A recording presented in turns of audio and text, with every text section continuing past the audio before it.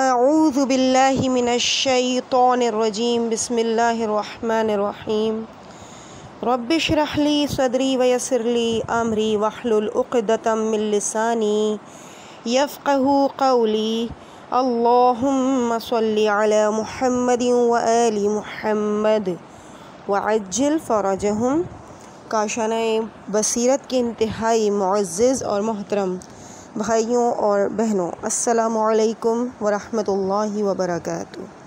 میں آپ کی ریڈر زہرا علی آپ سے مخاطب ہوں اور امید رکھتی ہوں کہ آپ سب خیریت سے ہوں گے۔ پروردگار آپ سب کو خوش رکھے، آباد رکھے اور ہم سب کو یہ توفیق عطا فرمائے اور اس توفیق میں اضافہ فرمائے کہ ہم مزید ہسٹری کو جان سکیں، دین کے لیے کام کر سکیں، اپنے علم میں اضافہ کر سکیں اور پروردگار عالم کو راضی کر سکیں۔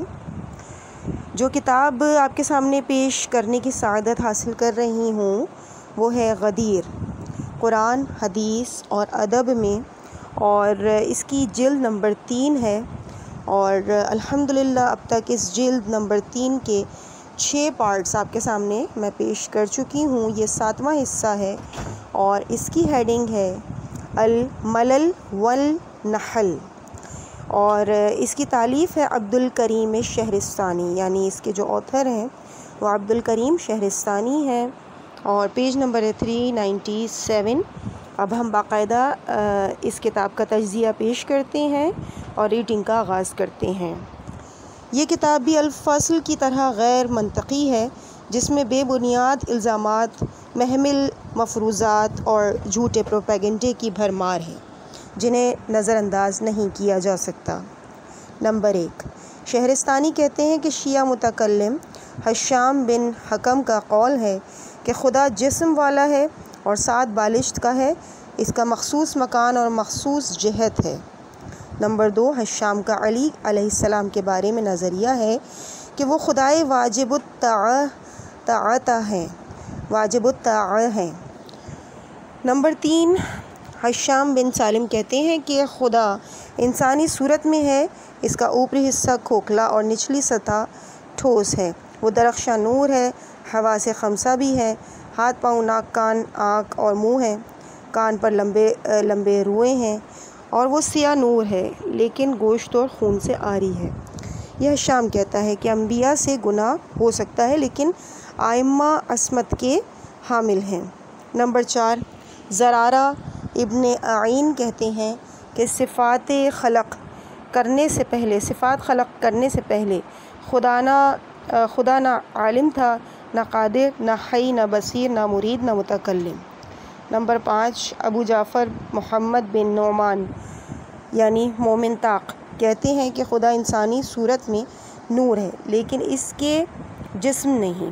نمبر 6، یونس ابن عبد الرحمن کا گمان ہے کہ ملائکہ عرش اٹھائے ہوئے ہیں اور عرش خدا کو اٹھایا ہوا ہے۔ وہ شیعوں میں مشتبہ نقطۂ نظر کا مبلغ ہے، اس نے اس موضوع پر کتاب بھی لکھی ہے۔ ان تمام تر اعتراضات کا جواب کچھ اس طرح سے ہے کہ مسلمہ حیثیت سے یہ عقائد باطل ہیں، لیکن اس شخص نے ان باطل عقائد کی نسبت دانشوران تشیع کی طرف دی ہے جو ائمہ معصومین علیہم السلام کے زیر تربیت سائے کی طرح رہے۔ انہوں نے تمام عقائد اور نظریات ہادیان برحق سے حاصل کر کے وضاحت کے ساتھ بیان کیے ہیں۔ اس کے علاوہ خود ان سے مروی احادیث میں عقائد و معارف کا بیان ہے جس میں روحانیت شاداب ہو جاتی ہے۔ انہیں پڑھ کر ان بہتان ترازیوں کی قطعی تردید ہوتی ہے۔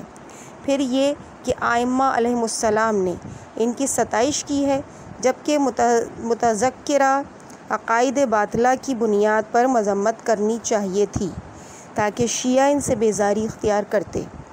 شیعہ سیرت نگاروں نے ان کے حالات اور کارناموں پر بھی کتابیں لکھی ہیں جن میں ان کی طرف منسوب باطل عقائد اور نظریات کی تردید ہے۔ علماء شیعہ انہیں زیادہ پہچانتے تھے کیونکہ وہ ان سے قریب تھے۔ مخالفوں کو ان کے نظریات کی معرفت کیسے ہوتی؟ وہ تو ان سے دور تھے۔ آج تک کسی شیعہ عالم نے فرقہ حشامیہ، زراریہ اور یونسیہ کی نشاندہی نہیں کی۔ علامہ ابو بکر بن عقائقی نے ان متذکرہ فرقوں کی نفی کی ہے۔ علم الہدیٰ نے شافی میں اور علامہ مرتضیٰ رازی نے تبصرۃ العلوم تبصرۃ العوام میں ان فرقوں کی وجود کی تکذیب کی ہے۔ یہی حال علامہ حلی کا بھی ہے۔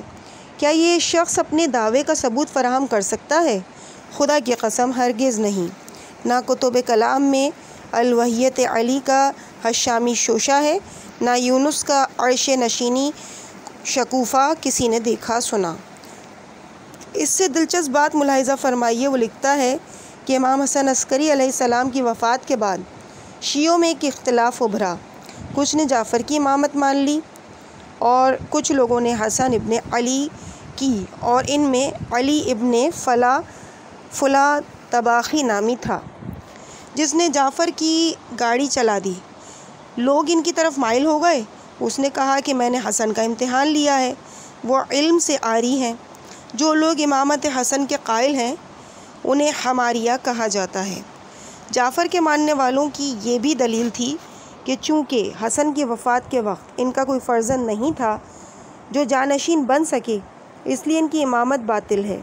ان محمل بہتان ترازیوں میں آگے کہتا ہے کہ اس وقت جعفر ابن علی کے بعد اور ان کی بہن فاطمہ کی امامت میں شدید اختلاف ہوا۔ کچھ لوگ جعفر کو امام مانتے تھے اور کچھ فاطمہ خاتون کو۔ پھر علی اور فاطمہ کی موت کے بعد بھی سخت اختلاف رونما ہوا۔ ان احمقانہ افتراء پردازیوں پر ہنسی آتی ہے، لیکن رونا اس بات پر آتا ہے کہ اس شخص کو بہتان کا سلیقہ بھی نہیں۔ کاش اس نے کچھ لکھنے سے قبل قوم شیعہ کی تاریخ و عقائد پر مشتمل کتابیں دیکھ لی ہوتیں۔ نہ کبھی امام حسن عسکری علیہ السلام اور جعفر علیہ السلام میں اختلاف ہوا، اور نہ علی ابن فلاں نامی نے جعفر کے لیے حالات استوار کیے۔ اس انجان شخص کا کہیں اتا پتہ نہیں۔ خود شہرستانی کیا کسی نجومی کو بھی پتہ نہیں؟ جن لوگوں نے امام حسن عسکری کا علم جانچا اور ان کا امتحان لیا وہ کون لوگ تھے؟ آپ کے علم و فضائل کی ستائش سے تو سیرت کی کتابیں بھری پڑی ہیں۔ یہ پیروان حسن جنہیں حماریہ کہا جاتا ہے کون لوگ ہیں؟ واضح بات ہے کہ آل محمد سے ہمیشہ ہی حسد و عناد کا مظاہرہ کیا گیا، اس لیے ان پر دشنام ترازی کرنے والے ہر عہد میں ہوئے ہیں۔ ان میں حماریہ کا لفظ کہیں نہیں ملتا۔ یہ حسن بن فضال کو امام حسن عسکری علیہ السلام کے عہد میں کیسے ٹپکا دیا گیا؟ فضال کا انتقال 221 ہجری میں ہوا۔ اس وقت امام حسن عسکری علیہ السلام کی ولادت بھی نہیں ہوئی تھی۔ امام علی نقی کی دختر فاطمہ کی امامت کے قائل کون ہیں؟ آپ کی بیٹی فاطمہ نامی کوئی بیٹی ہی نہیں تھی۔ آپ کے بیٹوں میں حسن، حسین اور جعفر تھے، اور صرف ایک بیٹی تھی۔ اس پر تمام تاریخیں متفق ہیں۔ اس قسم کی افتراء پردازیوں سے شہرستانی کی تمام کتابیں بھری ہوئی ہیں۔ شہرستانی نے شیعہ امتیازات گناتے ہوئے کہا کہ شیعہ تناسخ اور حلول اور تشبیہ کے قائل ہیں۔ شیطان ہر جھوٹے گنہگار پر نازل ہوتا ہے۔ شیعوں کے عقائد و کلام کی کتابیں موجود ہیں، ہر شخص پڑھ سکتا ہے۔ کسی شیعہ عالم سے پوچھیے، آئیے خود مجھ سے پوچھیے، آپ کی نادانی کی تشفی کر دوں۔ شہرستانی ہی پر کیا منحصر عصر حاضر کے طٰہٰ حسین جیسے عیاروں نے جو جھوٹ باتیں شیعوں کی طرف منسوب کی ہیں، انہی سے پوچھیے کیا کوئی شیعہ اس کا قائل ہے؟ شہرستانی کس قماش کے انسان تھے؟ انہی کے معاصر خود محمد خوارزمی سے پوچھیے۔ وہ معجم البلدان میں لکھتے ہیں کہ اگر ان کے عقائد کفر و الحاد پر مشتمل نہ ہوتے تو وہ یقینی طور سے امام ہوتا۔ مجھے تو اس کی دانش افروزی پر تعجب ہوتا ہے کہ جن باتوں کا کہیں پتہ نہیں اس کا وہ کیسے قائل ہو گیا۔ خدا ہمیں ان تمام تر خرافات سے محفوظ رکھے۔ اور آخر میں سورہ جاسیہ کی آیت نمبر 23 تحریر ہے، اس کا ترجمہ یہ ہے کہ آپ نے اس شخص کو بھی دیکھا ہے کہ جس نے اپنی خواہش کو ہی خدا بنا لیا، اور خدا نے اس کی حالت کو دیکھ کر اسے گمراہی میں چھوڑ دیا اور اس کے کان اور دل پر مہر لگا دی ہے، اور اس کی آنکھ پر پردے پڑے ہوئے ہیں، اور خدا کے بعد کون ہدایت کر سکتا ہے؟ کیا تم اتنا بھی غور نہیں کرتے؟ اس کے بعد ہیڈنگ ہے منہاج السنہ۔ اس کی تالیف ہے ابن تیمیہ جو بہت مشہور مصنف ہیں۔ آپ اس کتاب کا نام بدل کر منہاج البدع بھی رکھ سکتے ہیں، کیونکہ اس میں گمراہیاں، دروغ، بافتیاں، بہتان اور انکار مسلمات دین، تکفیر اہل اسلام اور اہل بیت علیہم السلام سے اناد کے جا بجا مظاہرے موجود ہیں۔ تلخ کلامی، فحاشی کی حدیں بھی پلانگی جا چکی ہیں۔ کچھ نمونے ملاحظہ فرمائیے۔ نمبر 1، شیعوں کی نادانی دیکھیے کہ وہ 10 کے عدد سے بدکتے ہیں۔ کسی کام یا تعمیرات میں 10 کا عدد آنے نہیں دیتے، کیونکہ وہ سمجھتے ہیں کہ عشرہ مبشرہ کو علی سے سخت دشمنی تھی۔ مزہ یہ کہ وہ 9 کو اچھا سمجھتے ہیں اور 10 کو برا سمجھتے ہیں، حتی الامکان 10 سے پرہیز کرتے ہیں۔ جواب: اس قسم کی ذلیل باتیں مسلمانوں میں رائج کرنا شیخ الاسلام کو زیب دیتا ہے۔ وہ اس قسم کے لچر بگاڑ کر اپنی دکان سجا سکتا ہے۔ اس قسم کی جھوٹی باتیں شیعوں کی طرف منسوب کرتے ہوئے اسے شرم بھی نہیں آتی۔ دنیا میں کروڑوں شیعہ پھیلے ہوئے ہیں، ان کی کتابیں دستیاب ہیں، ان سے پوچھیے اور دیکھیے کیا وہ کیا اس کا وجود ہے۔ شیعوں کے قرآن میں تو تلک عشرہ کاملہ من جاء بالحسنى فلہ العشر امثالها والفجر ویال عشر قالوا یا عشر سورۃ المثل جیسی آیات ہیں جنہیں وہ صبح اور شام پڑھتے ہیں۔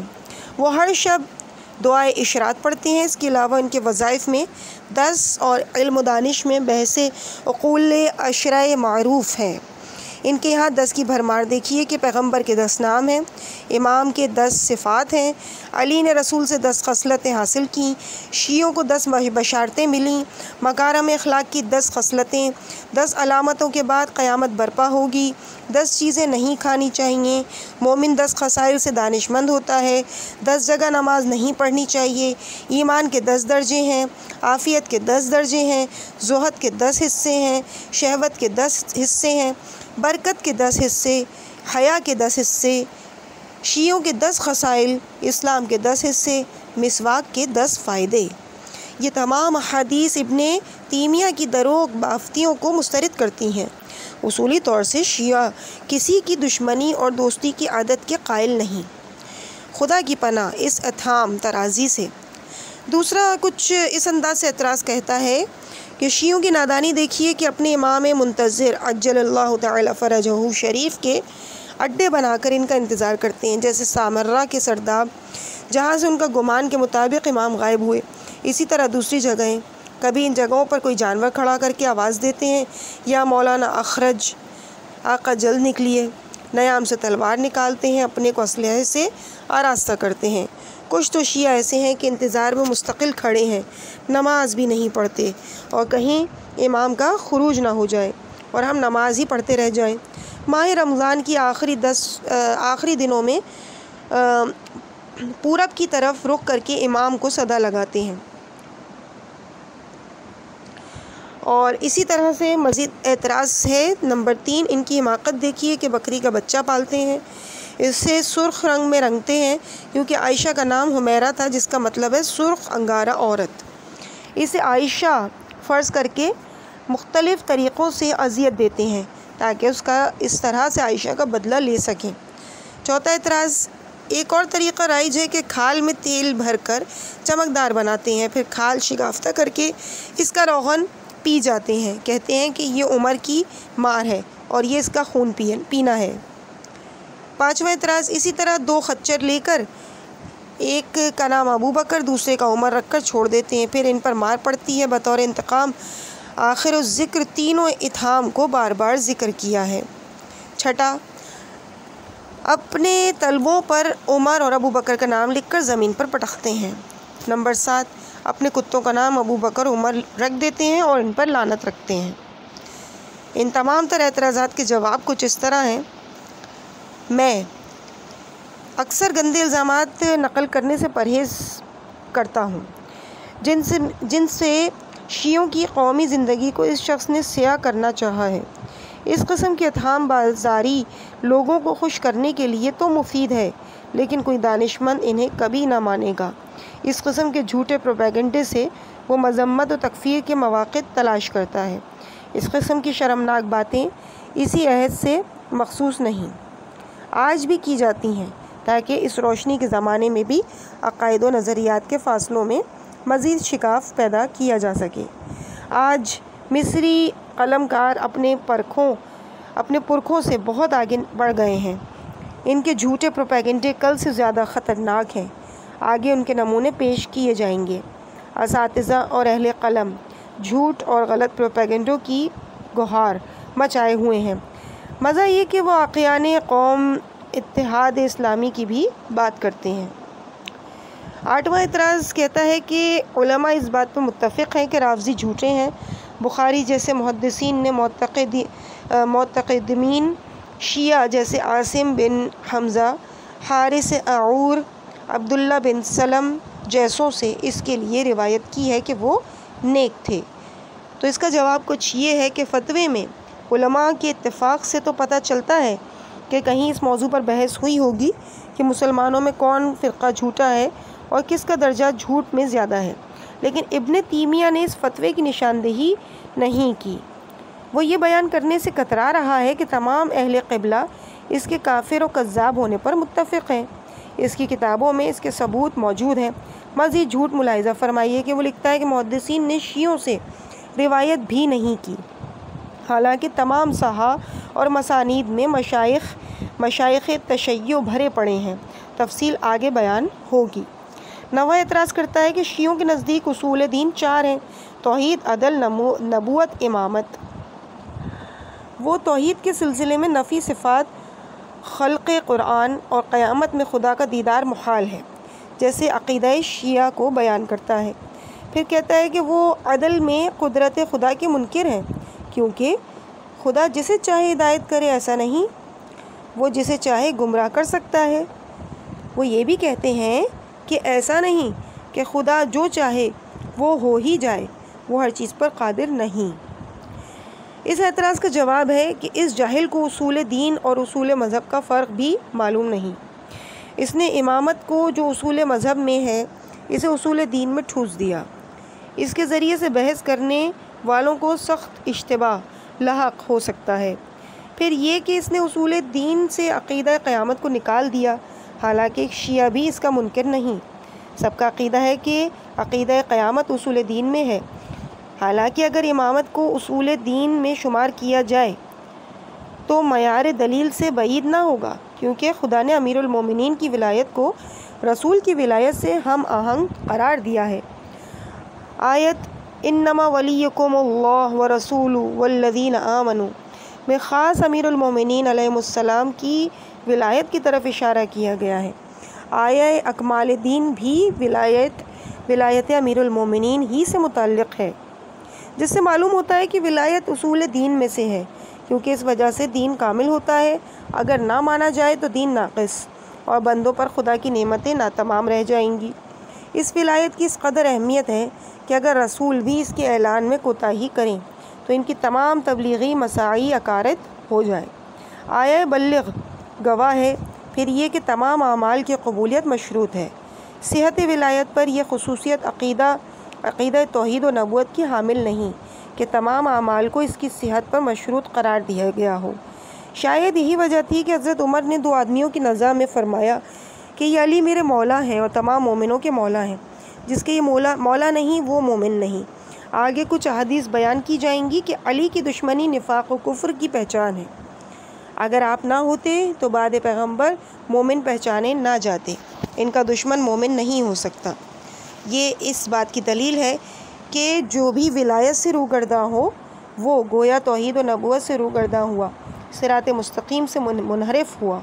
پھر یہ کہ اکثر احکام ولایت ان دونوں کے احکام سے مربوط ہیں۔ بعض مسائل کی بنیاد پر کچھ احکامات میں فرق ہونا استثناء میں شامل کیا جا سکتا ہے۔ اگر شیعوں پر نفی صفات کا الزام ان معنوں میں لگایا جاتا ہے کہ وہ خدا کے زائد و برذات نہیں تو یہ توحید خالص ہے۔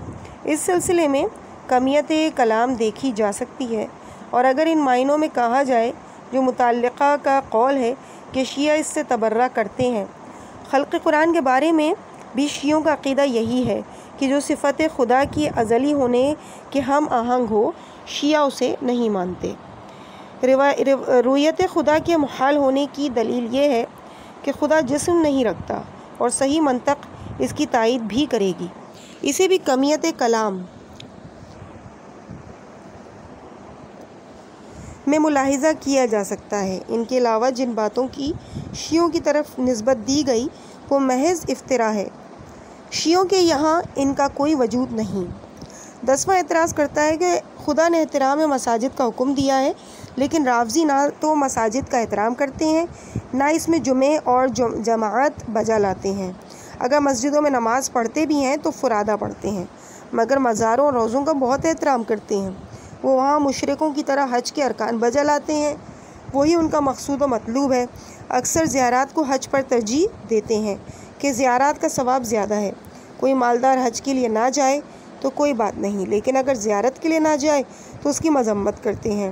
اسی طرح اگر جمعہ و جماعت کی جگہ مشاہدے مقدسہ میں نہ جائے تو مذمت کرتے ہیں۔ یہ خود ان کے عیسائی و مشرک ہونے کا ثبوت ہے۔